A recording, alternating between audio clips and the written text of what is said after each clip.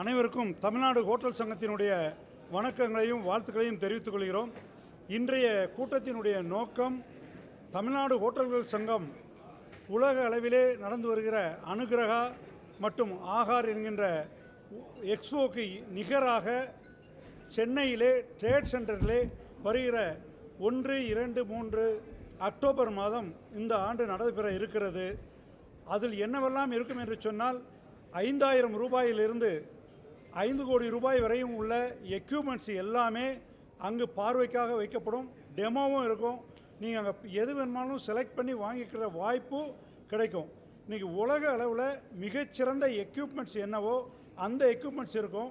நம்ம தமிழகம் சார்ந்த உணவுகளுக்கு பயன்படக்கூடிய அத்தனை எக்யூப்மெண்ட்டும் அங்கே இருக்கும். பேக்கரி இருக்குன்னா பேக்கரியில் உள்ள ப்ராடக்ட்ஸை தயார் பண்ணுறதுக்கு உலகத்தரத்திலான எக்யூப்மெண்ட்ஸ் அங்கே கிடைக்கும். ஹோட்டல்கள் பெரிய பெரிய ஹோட்டலுக்கு வேண்டிய பெட்ஷீட்லேருந்து பில்லோலேருந்து அத்தனையும் அங்கே டிஸ்பிளே பண்ண போகிறோம்.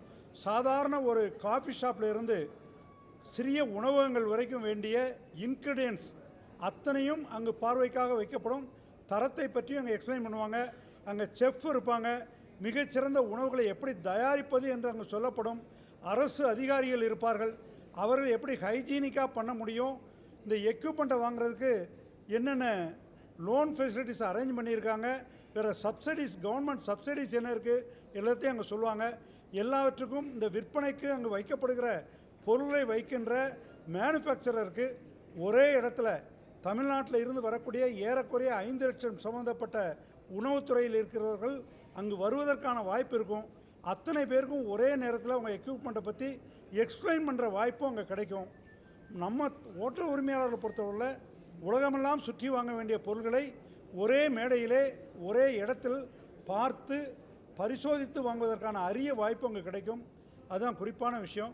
இப்போது கடைசி நாள் அன்றைக்கு நாங்கள் உணவு தந்தை என்று போற்றப்படுகின்ற திரு தாமோதரசாமி நாயுடு அவர்களுடைய பிறந்த நாளை 3ஆம் தேதி மாலை விமர்சையாக கொண்டாட இருக்கிறோம். இப்போ உங்கள் கேள்விகள் எதாக இருந்தால் நீங்கள் கேட்டிங்கன்னா அதுக்கு நாங்கள் பதில் சொல்கிறதுக்கு ரெடியாக இருக்கிறோம். அதாவது இன்றைக்கி பெரும்பான்மையான உணவுகள் மூடப்பட்டிருக்கிறது சரியான தகவல் இல்லை. ஒரு சில சிறிய உணவகங்கள் மட்டுமே தான் மூடப்பட்டு இருக்கிறது. மற்றவங்களாம் பார்த்திங்கன்னா இன்றைக்கி சின்ன உணவகங்கள்லாம் பெரும்பாலும் ஃபயர்வுட்டை வச்சு மேனேஜ் பண்ணுறாங்க. இன்றைக்கி கூட காலையில் பார்த்தா நம்ம டிரைவர் சொன்னாப்படி நான் இன்றைக்கி சாப்பிட்டு வந்தேன், 12 ரூபாய்க்கு ஒரு இட்லி கிடைத்தது, மிகவும் நன்றாக அந்த இட்லி இருந்ததுன்னு சொல்லிட்டு எங்கன்னா மவுண்ட் ரோடு பக்கத்தில் அந்த மாதிரி எந்த விலைக்கு யார் சாப்பிட விரும்புகிறார்களோ அந்த விலைக்கு உணவுகள் கிடைத்து கொண்டு இருக்கிறது. எல்பிஜி விலை உயர்வு உண்மையான ஒரு பிரச்சனை தான். அதனால் சிலிண்டர்ஸ் எல்லாம் இன்றைக்கி 2 மடங்கும் 3 மடங்கும் உயர்ந்திருக்கிறது. அரசாங்கம் சப்ளை பண்ணுகிற சிலிண்டர், அதாவது ஐஓசி, அந்த பாரத் பெட்ரோலியம் போன்ற கேஸ் கம்பெனிகள் 165 விழுக்காடு விலை உயர்வு இருக்கிறது. பிரைவேட் கேஸை பொறுத்தவரை 265 விழுக்காடு அவர்கள் உயர்த்தி இருக்கிறார்கள் அந்த விலையை. ஆனால் இதே விலை உயர்வை ஹோட்டலில் உயர்த்த முடியாது. பெரிய உணவகங்கள் கூட 5லிருந்து 10% தான் விலையை உயர்த்தி இருக்கிறார்கள். மற்றபடி நேர கட்டுப்பாடு, கடை திறக்கின்ற நேரத்தை கொஞ்சம் மாற்றி வைத்தும் எந்த நேரத்தில் எந்த உணவு அதிகமாக விற்பனையாகிறதோ அந்த உணவுகளையெல்லாம் அந்த நேரத்தில் கொடுத்துவிட்டு மிக குறைவாக விற்பனையாகின்ற உணவை குறைத்து கொண்டும் தங்களுடைய தொழிலை அந்த செலவை குறைச்சிட்டு இருக்கிறாங்க. இன்னும் கேஸ் கன்சம்ஷனை ரொம்ப கம்மி பண்ணி அந்த விலை உயரை கண்ட்ரோல் பண்ணி வச்சுட்டு இருக்கிறாங்க.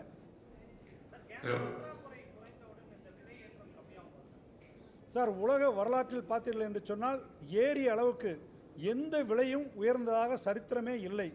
இப்போ நம்ம கண்ணுக்கட்டை தொலைவு விலைக்கும் பார்க்குறோம். இந்த விலை உடனடியாக குறைவதற்கு எந்த வாய்ப்பும் இல்லை.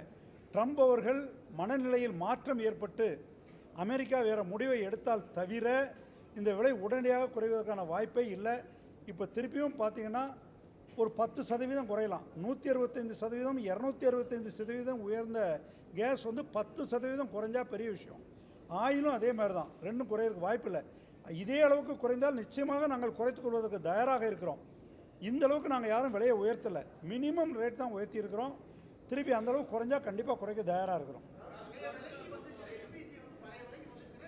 நிச்சயமாக குறைக்கிறோம்.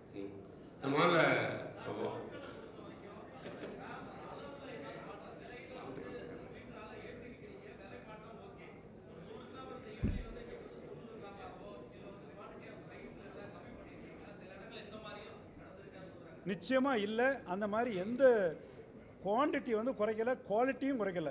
எல்லா உணவுகளும் நாங்கள் தெளிவாக இன்ஸ்ட்ரக்ஷன் கொடுத்துருக்குறோம். யாரும் குவான்டிட்டிலையோ குவாலிட்டியோ குறைக்கக்கூடாதுன்னு.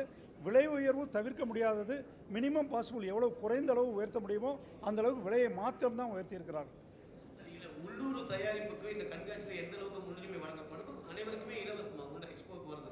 அதாவது எக்ஸ்போஸ்க்கு இங்கே B2Bன்னு சொல்லுவாங்க. அதாவது அங்கே எக்ஸ்பிட்டார்ட்ட வந்து பர்ச்சேஸ் பண்ணக்கூடியவங்களை தான் அதில் முன்னுரிமையே கொடுக்குறோம். இந்த முதல் ஆண்டு என்பதனால எந்த கட்டணமும் நாங்கள் வசூலிக்க போகிறது இல்லை. ஆனால் ரிஜிஸ்ட்ரேஷன் கம்பல்சரி. ஏன்னா யாரெல்லாம் வர்றாங்கன்னு எங்களுக்கு தெரியணும், அவங்கள தான் உள்ளே அலோவ் பண்ண முடியும். ஏன்னா எங்கள் கூட்டம் சேர்க்கிறது பெரிய முயற்சி இல்லை.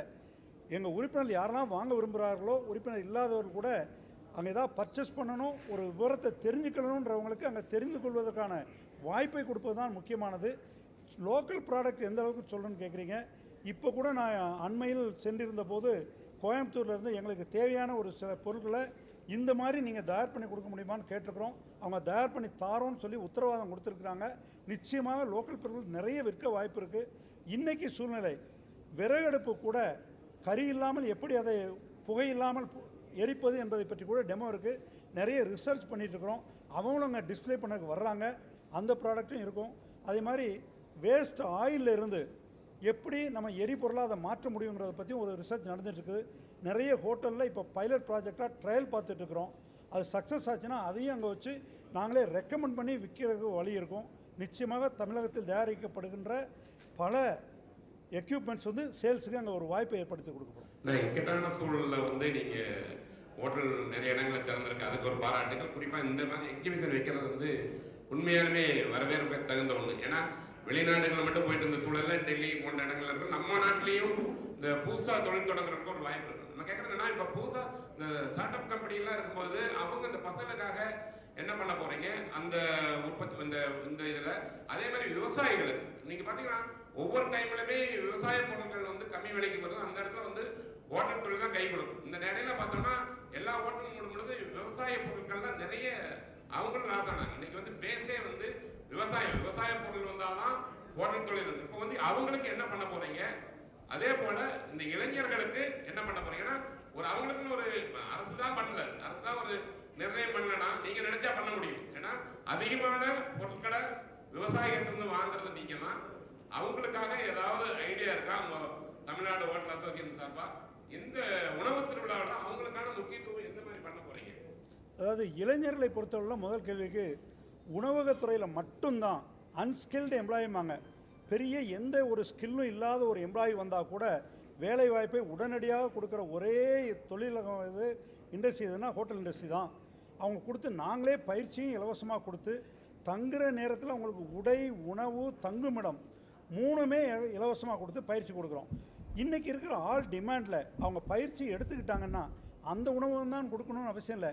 இன்றைக்கி ஒவ்வொரு இடத்தையும் விளம்பரம் பார்த்திங்கன்னா ஒரு ஐடி இண்டஸ்ட்ரியில் கொடுக்குறத விட அதிக சேலரி பெறுற தொழில் எதுன்னு சொன்னால் உணவக தொழில் தான். இன்றைக்கி கூட எங்கள் இதில் இருந்து சாதாரண ஒரு சிறிய ஊர் தேனி, அங்கேருந்து விளம்பரம் கொடுத்துட்டே இருக்கிறாங்க. எங்களுக்கு ஆட்கள் தேவை, நீங்கள் ட்ரெயின் பண்ணி அனுப்புங்க, எனக்கு ஆள் உடனடியாக வேணும், நாங்களே ட்ரெயின் பண்ணுறோன்னு கூட. அந்த வகையில் எங்கேருந்து ஆள் கிடைச்சாலும் நாங்கள் எடுத்துக்க தயாராக இருக்கிறோம். நாங்களே ட்ரைனிங்கும் கொடுக்க தயாராக இருக்கிறோம். இது நாங்கள் இளைஞர்களுக்கு பண்ணுற பெரிய சேவைன்னு எடுத்துக்கலாம். விவசாயிகளை பொறுத்தளவில் விவசாயிகள் தவிர்க்க முடியாது. இது வின் சுச்சுவேஷன். எவ்வளோ தயார் பண்ணாலும் நாங்கள் எடுத்தாகணும், நல்ல பொருள் இருந்தால். இல்லைன்னா நாங்கள் தொழில் பண்ண முடியாது. இது நாங்கள் அவங்களுக்கு பண்ணுற சர்வீஸ் இல்லை, எங்களுக்கும் தேவை இருக்குது. அதனால் விவசாய பொருளில் தொடர்ந்து நாங்கள் கைவிட தயாராக இல்லை. நிறைய பேர்ட்டு அட்வான்ஸ் கொடுத்து வாங்குகிறோம். நல்ல பொருள் எங்கே இருந்தாலும் வாங்கிக்கிறோம். டைரெக்டாக ஃபார்மர்ஸ்லேருந்து வாங்க தயாராக இருக்கிறோம். இடைத்தரகர்கள் இல்லாமல் எங்களை அப்ரோச் பண்ணுறவங்ககிட்டலாம் ஹெல்ப் பண்ணிகிட்ருக்கோம். உங்களுக்கு தெரிஞ்சவங்க இருந்தால் கூட டைரெக்டாக எங்கள் ஹோட்டலில் வந்து அப்ரோச் பண்ண சொல்லுங்கள், நாங்கள் எல்லாம் வாங்கி கொடுக்க தயாராக இருக்கிறோம்.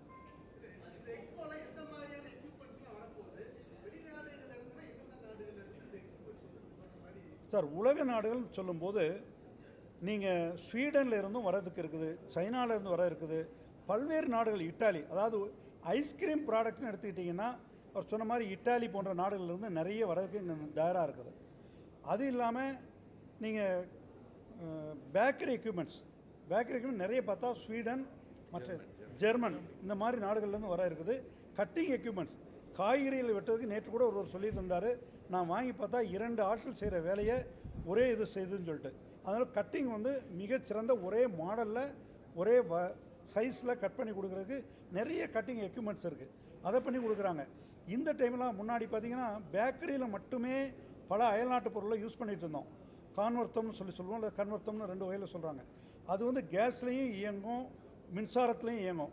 அதிலலாம் பார்த்திங்கன்னா பிரியாணியில் இருந்து நிறைய food item, almost all the food items, இட்லியாக இருக்கட்டும் சாதமாக இருக்கட்டும், அதில் ட்ரேயாக இருக்கும். நீங்கள் கரெக்டான தண்ணி வச்சு உள்ளே வச்சிட்டிங்கன்னா குறிப்பிட்ட டைமில் ஒரு பெல் அடிச்சோடனே எடுத்துடலாம். இல்லை பெரிய ஸ்கில்டு எம்ப்ளாயி தேவையில்லை, அப்படியே உடனே சமைச்சு எடுத்துட முடியும். இந்த மாதிரி நம்ம சவுத் இந்தியன் டிஷ்ஷஸுக்கு கூட நிறைய எக்யூப்மெண்ட்ஸ் இருக்குது. இது வேறு வேறு நாட்டில் தயாராகுது. அவங்கள எல்லாம் அங்கே டிஸ்பிளேயில் இருக்கும். அங்கே நம்ம செஃப்ஸ் எல்லாம் வந்திருக்காங்க, அங்கேயே உங்களுக்கு சமைச்சே காட்டுருவாங்க.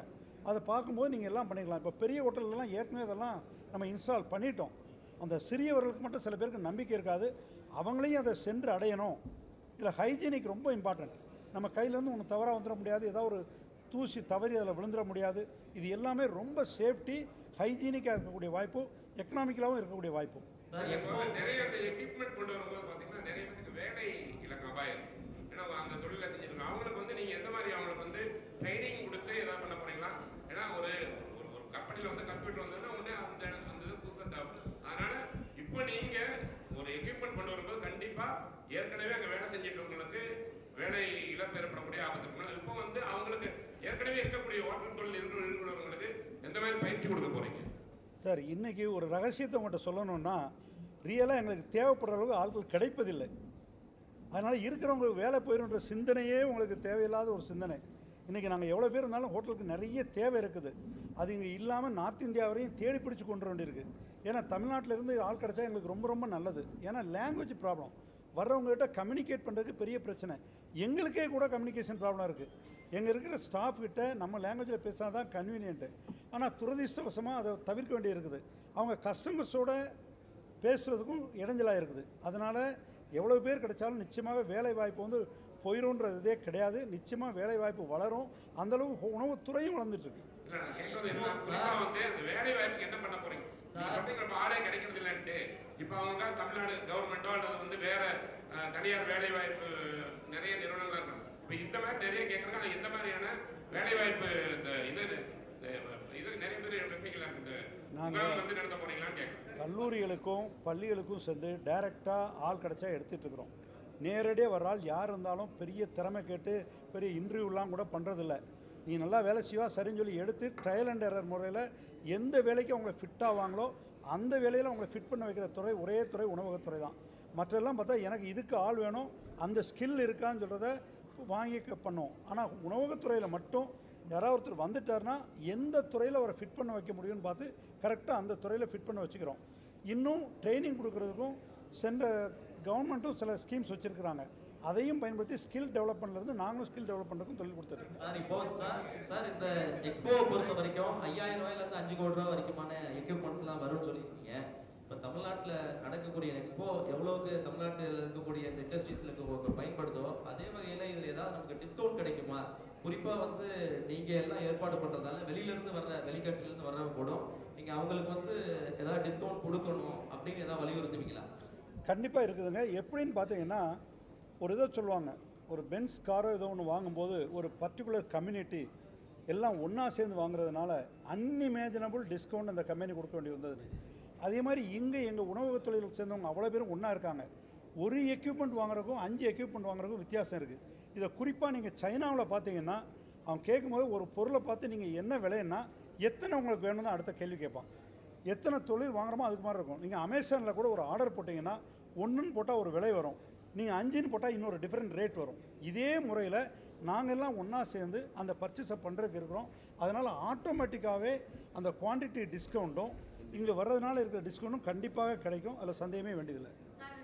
சம்பந்தப்பட்ட ஒரு கேள்வி தான் என்னன்னா, இப்போ வந்து பெண்களே நிறைய பேர் வந்து ஒர்க் ஃப்ரம் ஹோம் மாதிரி இந்த மாதிரி டேக்கிங் திங்ஸ் நிறைய வந்து பண்ண ஆரம்பிச்சிட்டாங்க, பிஸ்னஸ் பண்ணுறாங்க. ஸோ இவங்களுக்கு நம்ம ஸ்பெசிஃபிக்காக எக்யூப்மெண்ட்ஸ் வாங்கும்போது டிஸ்கவுண்ட் பண்ணுறோமா? அடுத்தது என்னன்னா, நம்ம நிறைய பேசப்படாத விஷயங்கள் வந்து மாற்றுத்திறனாளிகள் அவங்க வந்து ஹோட்டல் பிஸ்னஸ் இது துவங்கும் போதோ சின்ன சின்ன விஷயங்கள் ஆரம்பிக்கும் போதோ அவங்க ஒரு எக்யூப்மெண்ட்ஸ் வாங்குறாங்க அப்படின்னா அதுக்கும் ஏதாவது முக்கியமாக குறிப்பிட்ட சலுகைகள் கொடுக்கப்படுமா? அதே போல் டிரான்ஸ்ஜெண்டர்ஸ், இந்த 3 விஷயத்தையும் நம்ம எப்படி பார்க்கலாம்? பெண்கள், டிரான்ஸ்ஜெண்டர், மாற்றுத்திறனாளிகள். இதில் பொறுத்தளவுலங்க நாங்கள் வந்து விற்பனையாளர் அல்ல. பல்வேறு கம்பெனிகளை அங்கே வந்து ஒன்றா சேர்த்து வைக்கிற வேலையை தான் நாங்கள் பண்ணுறோம். எக்யூப்மெண்ட் மேனுஃபேக்சர்ஸ் எல்லாம் இந்த ஒரு இடத்துல கொண்டு வந்து நிறுத்துகிறோம். இன்னொரு பக்கம் யாருக்கெல்லாம் தேவை இருக்கிறதோ அவங்கள அடுத்த பக்கத்தில் நிப்பாட்டுறோம். 2 பேரும் அங்கே நெகோஷியேட் பண்ணி வாங்கிக்கிறதா வேலையை தவிர நம்ம வந்து நீங்கள் இந்த விலைக்கு தான் விற்கணும்னு சொல்லி ஒரு மேனுஃபேக்சரை இங்கே கூட்ட முடியாது. இன்றைக்கி இருக்கிற போட்டியில் நிச்சயமாக அவங்க நிறைய பேர் அங்கே ஒரே இடத்துல இருக்கும்போது உங்களுக்கு வாய்ப்பு ஒவ்வொரு இடத்துலையும் நெகோஷியேட் பண்ணுறதுக்கு. அது நான் பெண்கள்ன்றதை குறைத்து எடை போடுற மாதிரி நீங்கள் ஒரு கேள்வி கேட்குறீங்க. தயவுசெய்து புரிஞ்சுங்க. நான் அந்த வார்த்தையே சொல்லல. இல்லையே, நீங்கள் லேடிஸ்க்கு ஸ்பெஷல் டிஸ்கவுண்ட் கொடுக்க முடியுமான்னு கேட்டீங்க. இன்றைக்கி பெஸ்ட்டு நெகோஷியேட்டர் யாருன்னு சொன்னால் எங்களுக்கு தெரிஞ்சவங்கள பெண்கள் தான். அவங்க தான் பெஸ்ட்டாக நெகோஷியேட்டும் பண்ணி சாமானும் வாங்கி கொடுக்குறாங்க. நிச்சயமாக அவங்க வந்து பெட்டராக வாங்கிடுவாங்க. நாங்கள் பண்ணுறத விட பெஸ்ட்டாக நெகோஷியேட் பண்ணி நீங்கள் இன்னும் சிறப்பாக வாங்க முடியும் அப்படின்ற நம்பிக்கை எல்லா துறையிலையும் நீங்கள் தான் முன்னால் இருக்கீங்க. கண்டிப்பாக லேடிஸ் நினச்சா நடக்க முடியும். மாற்றுத்திறனாளின்றதில் அதில் இது தனியாக இது வந்து கவர்மெண்ட் ஸ்கீம் மாதிரி இல்லை. இது வந்து டைரெக்டாக பிஸ்னஸ் தான். அதனால் அவங்க பார்கெயின் பண்ணுற பற்றி அந்த கம்பெனிகள் வந்து ஏதாவது வச்சு வந்து நாங்கள் தனியாக பண்ணி கொடுக்கணுன்னா அதை அவங்க அவைல் பண்ணிக்கலாம். நாங்கள் எங்களால் முடிஞ்ச உதவிகளை அதுக்கு செய்ய தயாராக இருக்கிறோம். சார், கவர்மெண்ட் வந்து நிறைய சப்சிடிஸ் வந்து நிறைய கொடுக்குறாங்க. பேங்க் லோன்ஸ், ஃபினான்ஷியல் அசிஸ்டன்ஸ் எல்லாம் பண்ணுறாங்க. அந்த ஃபெசிலிட்டிஸ் வந்து கிடைக்குமா? அது பற்றி சார், அதில் வந்து எல்லா துறையிலும் இன்வால்வ் ஆகிறாங்க. ஏன்னா ஃபுட் சேஃப்டிலேருந்து வந்திருக்காங்க. நீங்கள் ஹைஜீனிக்காக எப்படி ப்ரிப்பேர் பண்ண முடியுங்கிறது ஒரு ட்ரைனிங் சென்டர் நடந்துக்கிட்டே இருக்கும். அது மாதிரி பேங்க்லேருந்து வர்றாங்க, எப்படி குறைந்த விலையில் கொடுக்க முடியும்னு நடந்துகிட்ருக்கு. இண்டஸ்ட்ரி, கவர்மெண்ட் இண்டஸ்ட்ரியிலேருந்து வர்றாங்க, அவங்க தனித்தனியாக ஸ்டாலும் எடுத்துருக்குறாங்க, பே பண்ணியே அவங்க எடுத்துகிட்டு இருக்காங்க. அந்த சென்டரில் என்னென்ன சப்சிடி கிடைக்க வாய்ப்பு இருக்குது, லோனில் ஏதாவது இன்ட்ரெஸ்ட் சப்சிடி என்ன கொடுக்க முடியும் அப்படின்றது ஒவ்வொரு துறையும் பற்றி அங்கே எக்ஸ்பிளைன் பண்ணுறதுக்கு இருக்கிறாங்க. அதே மாதிரி உதயம் ரிஜிஸ்ட்ரேஷன் இருக்குது, முடிஞ்சால் அங்கேயே ஒரு கவுண்டரில் ரிஜிஸ்ட்ரேஷன் பண்ணுறதுக்கும் ஏற்பாடு பண்ணிட்டுருக்கோம். அதனுடைய பலனே அவங்க எடுத்து சொல்கிறதுக்கு ரெடியாக இருக்காங்க.